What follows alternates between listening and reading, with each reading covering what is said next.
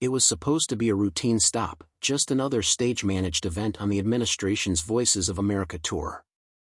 A town hall, this time in Dayton, Ohio. The gymnasium, recently painted and still smelling like old bleachers and fresh varnish, had been transformed with banners, folding chairs, and heavy security. The presidential seal gleamed at the center of the stage. This event was promoted as a space for open conversation, but behind the scenes, it was all choreography. Producers whispered through headsets.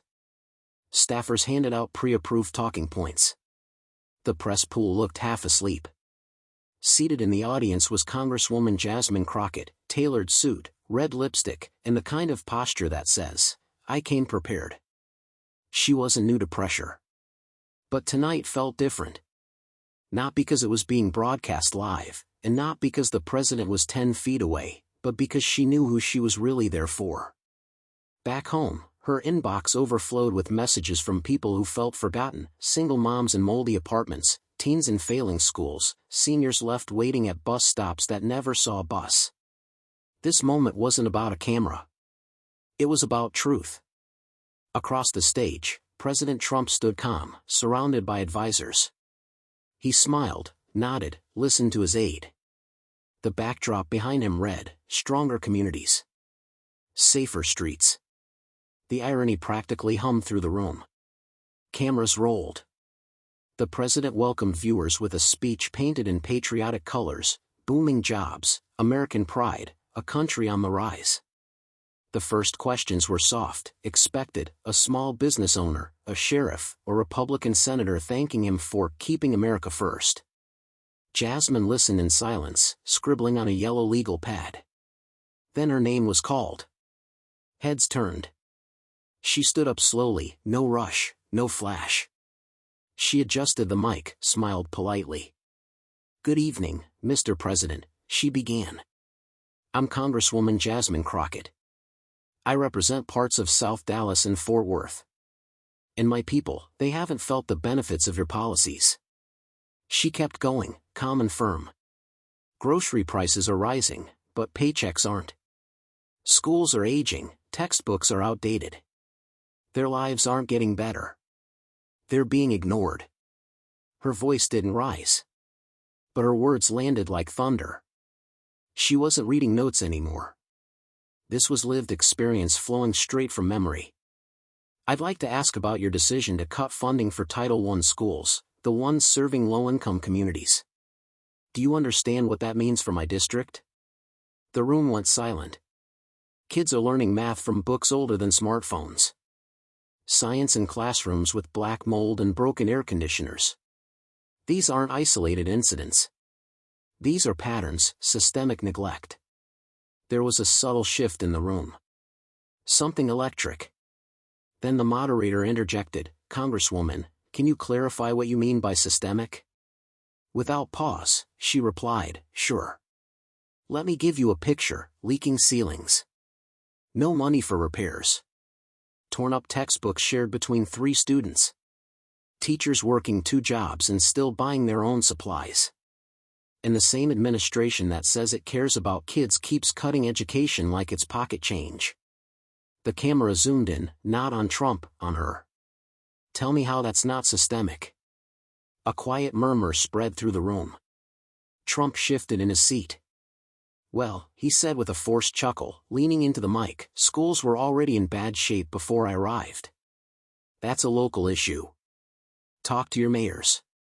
Jasmine didn't blink. "And I have. And they've been begging your Department of Education for grants, the same ones you froze last fall." Trump tried to cut in, but she held firm. "You say you want to make America great again? Start with the kids learning in buildings older than their teachers. Start with the students being suspended for trauma no one is trained to recognize. Greatness doesn't come from slogans. It comes from investment." Applause now. Not a few claps. A wave. Some stood. Trump's face tightened. He leaned forward and smiled like he had something loaded. "So, tell me," he said, pausing for effect, "where did you learn English?" The entire room froze.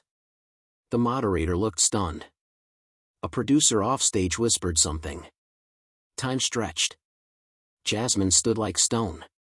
Then slowly, she replied. In Texas public schools, Mr. President. The same ones your policies keep underfunding. The silence cracked. Then, thunderous applause. Phones lit up. Viewers hit record. A teen in row 5 whispered, "Oh my God."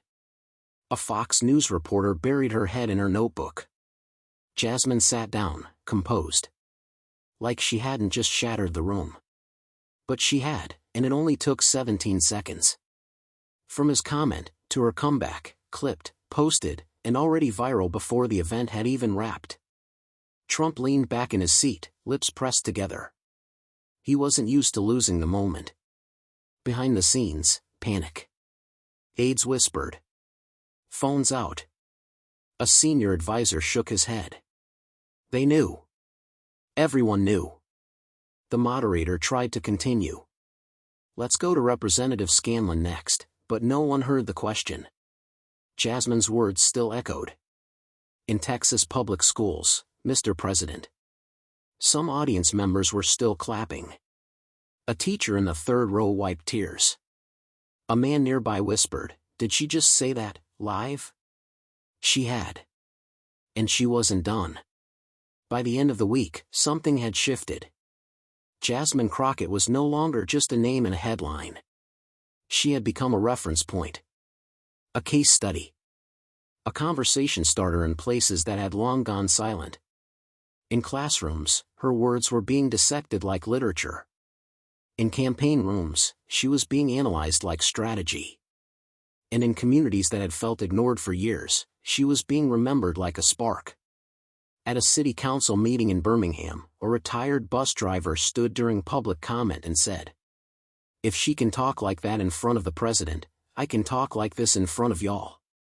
In Oakland, a group of middle school girls organized a Speak Your Truth assembly. They played Jasmine's clip at the start. At first, the school board tried to shut it down. By the next week, they were funding it. Her face started showing up on murals, painted alongside words she hadn't written but had clearly inspired. Be still. Be strong. Be seen. Back in Washington, the firestorm kept burning. Cable news tried to trap her in sound bites, but she refused to play the game. In one interview, a journalist asked, "Do you think you were too composed? Too calculated?" Jasmine looked directly into the camera. "When people like me stay calm, they say we're cold. When we show emotion, they say we're angry." So no, I wasn't calculated. I was clear. The clip was played on loop. Again. But she wasn't just giving interviews. She was showing up.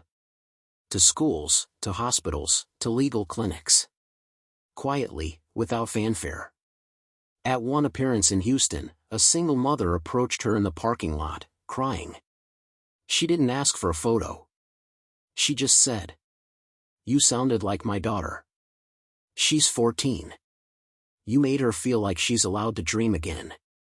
That night, Jasmine sat in her hotel room with a notebook open. No team. No media. Just a list she titled, "If the mic is mine, here's what I'll say." And the list wasn't flashy. It wasn't performative.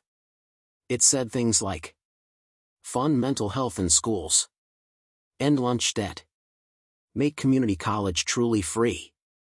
Stop criminalizing poverty. Let teachers lead policy, not just carry it. She knew the moment would fade. But she also knew something deeper had started to rise. Not just fame. Not just reaction.